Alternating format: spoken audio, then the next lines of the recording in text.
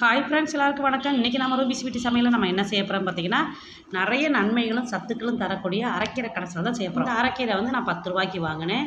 உங்களுக்கு எவ்வளோ தேவையோ அவ்வளோ வாங்கி க்ளீன் பண்ணி சுத்தம் பண்ணி எடுத்துக்கோங்க. இந்த அரைக்கீரையில் உள்ள தண்டு வந்து பிஞ்சு தண்டை மட்டும் எடுத்து நம்ம சமையல் சேர்த்துக்கலாம். ரொம்ப முரட்டு தண்டாக இருந்துச்சுன்னா அதை வந்து கீழே போட்டுருக்க வேண்டாம். உடல் சூட்டை தணிக்கக்கூடிய அரைக்கீரை கடைசியில் தொடர்ந்து சாப்பிட்டு வர்றதுனால நமக்கு பல நன்மைகள் கிடைக்கிது. நமக்கு மலச்சிக்கலை சரி செய்யக்கூடிய தன்மை வந்து இந்த கீரை மூலியமாக கிடைக்கிது. இந்த கீரை தொடர்ந்து சாப்பிட்றதுனால கண் பார்வைக்கு ரொம்ப நல்லது. இந்த வீடியோ ஸ்கிப் பண்ணாமல் கடைசி வரைக்கும் பாருங்கள். பார்த்துட்டு நீங்களும் இதே மாதிரி அரைக்கீரை கடைசியில் செஞ்சு சாப்பிட்டு பாருங்கள். இந்த கீரை சாப்பிட்றதுக்கு ரொம்ப மனமாகவும் ருசியாகவும் இருக்கும். கீரையை அப்புறம் க்ளீன் பண்ணி சுத்தம் பண்ணியாச்சு. இப்போ தண்ணி ஊற்றி அலசிக்கலாம். இந்த கீரையை அலசுறதுக்கு இந்த மாதிரி அகலமான பாத்திரம் ஒன்று எடுத்துக்கோங்க. தண்ணியை திறந்து விட்டு 2-3 தடவை தண்ணி ஊற்றி அலசி எடுக்கிறது ரொம்ப நல்லது. இந்த கீரையை விற்பனைக்கு தர்றவங்க ஒவ்வொருத்தவங்க தோட்டத்துக்கீரை எப்படின்ட்டு வந்து நமக்கு விற்பனைக்கு தராங்க. ஒவ்வொருத்தவங்க என்ன செய்கிறாங்க பார்த்தீங்கன்னா, குப்பைமேட்டில் முளைக்கிற கீரை எப்படின்ட்டு வந்து நமக்கு விற்பனைக்கு தராங்க. அதனால் எந்த கீரை வாங்கினாலும் தண்ணியை ஊற்றி 2-3 தடவை அலசி எடுக்கிறது ரொம்ப நல்லது. இந்த அரைக்கீரையை வாங்கி ஏதாவது ஒரு வகையில் சமையல் பண்ணி நம்ம தொடர்ந்து சாப்பிட்டு வந்தோம்னா இதில் வந்து நிறைய சத்துக்கள் நமக்கு கிடைக்கிது. இதில் நார் சத்து நிறையா இருக்குது, இரும்பு சத்து நிறையா இருக்குது. இன்னும் சொல்லிக்கிட்டே போகலாம். இந்த கீரை மூலியமாக நமக்கு பல சத்துக்கள் கிடைக்கிது. தண்ணியில் கீரையெல்லாம் அலசி எடுத்ததுக்கப்புறம் அடியில் பார்த்திங்கன்னா காம்புகளாக இருக்குது, சின்ன சின்ன காம்புகளாக இருக்கும். இந்த மாதிரி வடிச்சலடை வச்சு வடித்து எடுத்துக்கோங்க. இப்போ பாருங்கள், இவ்வளோ காம்பு இருக்குது. இந்த காம்பு எதுக்கு நம்ம வேஸ்ட்டு பண்ணணும்? அதையும் நல்லா அலசி எடுத்துக்கிறணும். இப்போ கீரை கடையில் செய்யறதுக்கு ஸ்டவ் ஆன் பண்ணி ஃப்ளேமை மீடியம் ஃப்ளேமில் வச்சுக்கலாம். நம்ம எந்த பாத்திரத்தில் கீரை செய்ய போகிறோமோ அந்த பாத்திரத்தை அடுப்பில் வச்சு 25 கிராம் பாசிப்பருப்பு எடுத்து தண்ணியில் ஒரு 10 நிமிஷமாக நம்ம ஊற வச்சுருக்கோம். ஊற வச்ச பாசிப்பருப்பை இந்த பாத்திரத்தில் போட்டு இந்த பாசிப்பருப்பு வேகிற அளவுக்கு தண்ணி ஊற்றி வேக வச்சுக்கலாம். இந்த கீரை கடைசலுக்கு பச்சை மிளகா காரம் நான் ஒரு பச்சை மிளகா கட் பண்ணி போட்டுக்கிறேன்.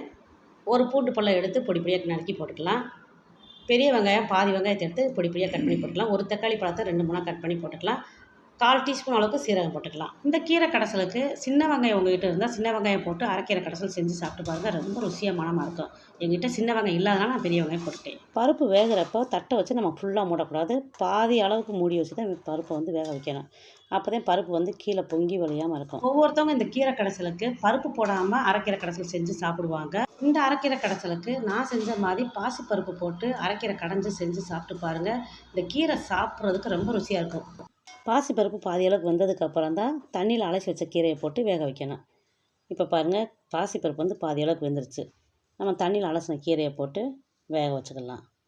இந்த கீரை வேக வைக்கிறப்ப தட்டை போட்டு மூட வேண்டாம். மூடி வைக்காம தான் இந்த கீரையை வந்து நம்ம வேக வைக்கணும். கீரையை பருப்பு கூட சேர்த்ததுக்கப்புறம் கீரையை வந்து ரொம்ப நேரம் வேக வைக்க வேண்டாம். 5 to 7 நிமிஷம் வேக வச்சா போதும். ஃப்ளேமை வந்து மீடியம் ஃப்ளேமில் வச்சு வேக வைங்க. கீரை வேகிறப்ப கரண்டி வச்சு அப்பப்போ நம்ம இந்த மாதிரி கலந்து விட்டுக்கறணும். கீரை வேக வைக்கிறப்ப மூடியை வச்சு மூடாமல் ஓப்பனில் வச்சு தான் இந்த கீரையை வேக வைக்கணும். கீரையை மூடி போட்டு வேக வச்சோம்னா கீரை கடுத்து போய் கலர் மாறிடும். கீரையில் உள்ள சத்துக்களும் கம்மியாயிரும். கீரை சாப்பிட்றதுக்கும் ருசியாகவே இருக்காது. இந்த அரைக்கீரை நம்ம எதிர்பார்த்த அளவுக்கு நல்லா வெந்துருச்சு. இப்போ ஸ்டவ்வை ஆஃப் பண்ணிக்கலாம். கீரை வந்து கடைய ஆரம்பிச்சிடலாம். இந்த கீரை வந்து கொஞ்ச நேரம் ஆறுனதுக்கப்புறம் கீரை கடையிற மத்து இருக்குது பாருங்கள், அந்த மத்தை வச்சு கீரையை வந்து நல்லா கடைஞ்சிக்கலாம்.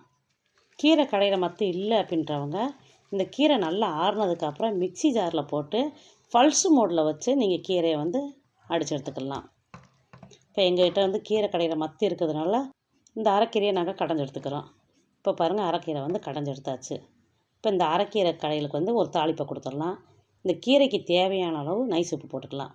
இந்த கீரை வேக வைக்கிறப்ப ஒரு 5 to 7 நிமிஷம் நீங்கள் வேக வச்சு எடுத்திங்கன்னா இந்த மாதிரி பச்சை பசேர்னு பசுமையாக இருக்கும். இந்த கீரை சாப்பிட்றதுக்கு மனமும் ருசியும் ரொம்ப நல்லாயிருக்கும். இந்த கீரையவே நீங்கள் ரொம்ப நேரம் வேக வச்சிங்கன்னா கடுத்து போய் கலர் மாறிடும். சாப்பிட்றதுக்கு நல்லாவே இருக்காது. இந்த கீரைக்கு ஒரு தாளிப்பை கொடுத்துடலாம். கடாயை அடுப்பில் வச்சு கடாய் ஹீட் ஆனதுக்கப்புறம் தாளிக்கிறதுக்கு எண்ணெய் கொஞ்சம் ஊற்றி கடுகு பருப்பு சீரகம் போட்டு தாளிச்சிக்கலாம். எண்ணெயில் போட்டால் கடுகு பருப்பு சீரகம் நல்லா பொரிஞ்சதுக்கப்புறம் 2 பட்டை வத்தலை கிள்ளி வச்சுருக்க அதையும் போட்டு தாளிச்சிக்கலாம். இதெல்லாம் நல்லா பொரிச்சதுக்கப்புறம் நம்ம கடைஞ்சி வச்சுருக்க அரைக்கீரையில் போட்டு கலந்து விட்டுக்கலாம். இந்த அரைக்கீரை கடைசியில் நான் சொல்கிற மெத்தடில் நீங்கள் ஊற்றி சாப்பிட்டு பாருங்கள். ரொம்ப அருமையாக அட்டகாசமாக இருக்கும். சுட சுட சாதம் போட்டு அதுக்கு மேலே நெய் அப்படி இல்லாட்டி நல்லெண்ணெய் ஊற்றி இந்த கீரை கடைசியில் அள்ளி போட்டு பெனஞ்சு சாப்பிட்டு பாருங்கள். ரொம்ப ருசியாக இருக்கும். இன்றைக்கி நம்ம ரூபி ஸ்வீட் சமையலில் சத்தான அரைக்கீரை கடையில் எப்படி செய்யறதுன்னு செஞ்சு காமிச்சிருக்கேன். கண்டிப்பாக நீங்களும் இதே மாதிரி ட்ரை பண்ணி பாருங்கள். ரொம்ப சூப்பராக இருக்கும். இந்த வீடியோ உங்களுக்கு பிடிச்சிருந்தா லைக் பண்ணுங்கள், ஷேர் பண்ணுங்கள். நம்ம சேனலுக்கு சப்ஸ்கிரைப் பண்ணிக்கோங்க. நன்றி, வணக்கம்.